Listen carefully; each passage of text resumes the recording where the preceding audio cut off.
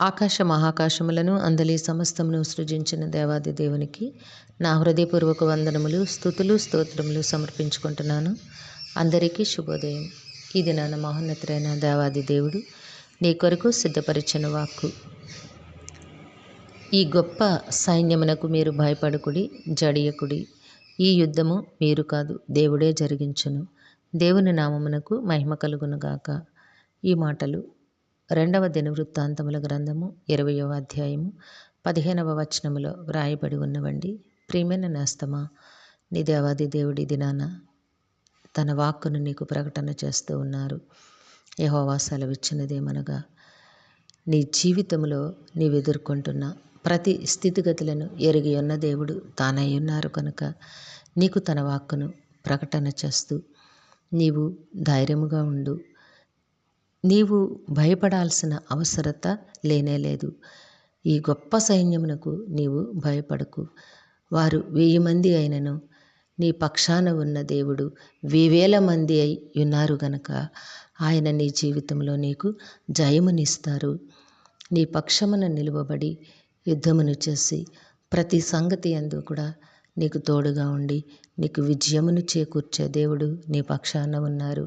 కాబట్టి నేస్తమా, వస్తున్న నీ జీవితంలో నీకు ఎదురుపడుతున్న సమస్యలను చూచి, విపత్కర పరిస్థితులను చూచి నీవు భయపడద్దు. ఎందుకంటే పరిస్థితుల కంటే గొప్ప దేవుడు నీ దేవుడై ఉన్నారు. పరిస్థితులను మార్చగలిగిన దేవుడు నీ పక్షమందున్నారు. కాబట్టి దేవుడు నీ పక్షమున ఉన్నారు అన్న సంగతిని నీవు గుర్తెరిగి విశ్వాసముతో అడుగులు వేసినట్లయితే విజయమును నీవు తప్పకుండా పొందుకుంటావు. జయశీలుడైన దేవుడు నీకు జయమును అనుగ్రహించి నిన్ను తన కృపచేత జీవింపచేస్తారు. కాబట్టి ప్రతి సంగతిని కూడా దేవుని పాదముల చెంత పెట్టి ఆయన మాత్రమే నీకు జయమునివ్వగలరు. ఆయన మాత్రమే నీకు శాశ్వతమైన పరిష్కారమును ఇవ్వగలరు అని నీవు నమ్మి విశ్వాసంతో దేవుని సన్నిధిలో ప్రార్థన చేసి అడుగులు వేయి. దేవుడు నీకు వాగ్దానము చేసి ఉన్నారు. భయపడకు, జడియకుడి. ఏ యుద్ధము మీరు కాదు, దేవుడే జరిగించును. నీ జీవిత పోరాటములో దేవుడు నీ పక్షము నుండి ప్రతి పరిస్థితితోనూ ఆయన యుద్ధము చేసి నీకు జయమును అనుగ్రహిస్తానని వాగ్దానము చేస్తూ ఉన్నారు. దేవుడు తప్పకుండా నీ బ్రతుకులో జయమునిస్తారు. ఉన్నతమైన విజయములను నీకు అనుగ్రహిస్తారు. దేవుని మాటల యందు విశ్వాసముంచు. దేవుడు నిన్ను దీవించి ఆశీర్వదించునుగాక. ప్రార్థన చేసుకుందాము.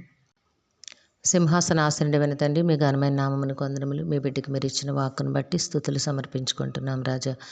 ఏ బిడ్డకైతే ఈ వాక్కును వినిపించినారో ఆ బిడ్డ జీవితంలో ఉన్నతమైన విజయమును అనుగ్రహించండి తండ్రి. కుటుంబమును కాపాడండి నాయన. దినము పుట్టినరోజు, వివాహ దినమోత్సవములు జరుపుకొంచిన బిడ్డలందరినీ నాయన మీ దివ్య హస్తములకు అప్పగించుకొంచున్నాము. వారికి కావలసిన నాయన మీ ఆశీస్సులు, దీర్ఘాయుష్ను అనుగ్రహించి మీ కృపలో నడిపించండి దేవా. మా ప్రియులందరినీ, వారి కుటుంబములను మీ దివ్య హస్తములకు అప్పగించుకొంచున్నాము. అందరికీ నీ కావలసిన ఆయురారోగ్యము, పరిపూర్ణమైన రక్షణ, దీర్ఘాయుష్, నెమ్మదిని ప్రసాదించి మీ శాంతి సమాధానంతో జీవింపచేయండి. మేలులతో ప్రతి హృదయమును తృప్తిపరచండి తండ్రి. నాయన బిడ్డలకి మీ సహాయమును చేయండి దేవా. సకాలంలో చక్కని వివాహములు, ఉద్యోగములు, గర్భఫలములు ప్రసాదించమని మీ కాళ్ళు పట్టి వేడుకుంటున్నాము. మీ కనికరములు నాయన బిడ్డలపై కురిపించమని ప్రాధేయపడుచు ఉన్నాము. విద్యాభ్యాసంలో ఉన్న బిడ్డలకు ఉన్నతమైన విద్యను, భవిష్యత్తును, జ్ఞానమును, జ్ఞాపక శక్తిని ప్రసాదించి కాపాడమని, ఆశీర్వదించి నడిపించమని వేడుకుంటూ ఉన్నాము. మా ప్రియులు చేస్తున్న పనిపాట్లలో, ఉద్యోగ విధులలో, వ్యాపారములలో తోడుగా ఉండండి. మీ జ్ఞానమునిచ్చి ఆరోగ్యమును, ఆయుష్ను ప్రసాదించి మీ కృపలో నడిపించండి. కుటుంబాల్లో నాయన సమాధానకరమైన, శాంతికరమైన వాతావరణమును నాయన మీ జయములతో నాయన కుటుంబములను నింపి ఆనందముతో జీవింపచేయమని సమస్తమును మీ దివ్య హస్తములకు అప్పగించుకుంటూ ఈ ప్రార్థన మా రక్షకుడును మీ ప్రియకుమారుడైన యేసుక్రీస్తు వారి అతి శ్రేష్టమైన నామమున అడిగి వేడుకొనుచున్నాము తండ్రి. ఆమెన్. సర్వకృపానిధియగు దేవుడు మీ కుటుంబ జీవితంలో ఉన్నతమైన ఆశీర్వాదములు అనుగ్రహించి మిమ్మును ఆయన నామ మహిమ కొరకు జీవింపచేయునుగాక. Amen, amen, amen.